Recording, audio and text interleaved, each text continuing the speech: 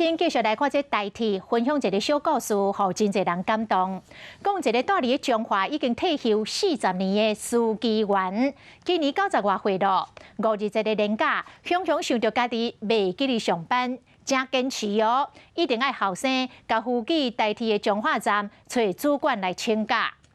台铁看到有遮尔啊尽职的员工嘛，相当的感动，嘛配合摕假单互伊签。一直到请假的手续拢办好势啊，老先生才总算愿意安心回去厝。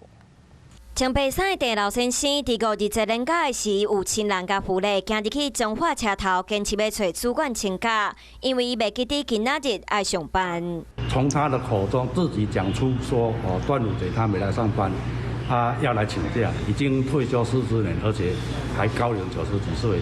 那时候听完之后，真的非常感动。原来老先生是前台铁的司机员，已经退休40年，不过记忆已经退化。台铁看到有遮尔负责任的前员工嘛，真感动，所以配合摕假单互伊签，一直到请假手续拢办好势，老先生才放心喊亲人回去。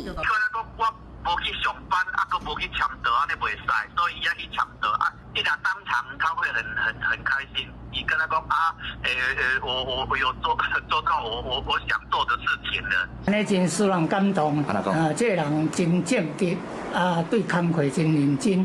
台铁司机员甲这段小故事分享伫台铁面册，感动袂少人。有民众讲，厝内时大，嘛是到即马，大家拢插马去上班。在移动的时候刚好他们好像要跳下月台，怎么样做动作了哈？让他看到马上下车，把那个小孩子赶快拉下车，然后去救那护员。他也被那个车子那个擦撞跌倒受伤，铁路局也给他记大功一次。就算退休40年，老先生可能甲亲人朋友拢放袂记伫。不过，伊要是无放袂记伫，伊嘛是台铁的员工，伊嘛将这份头路当作是真公营的代志。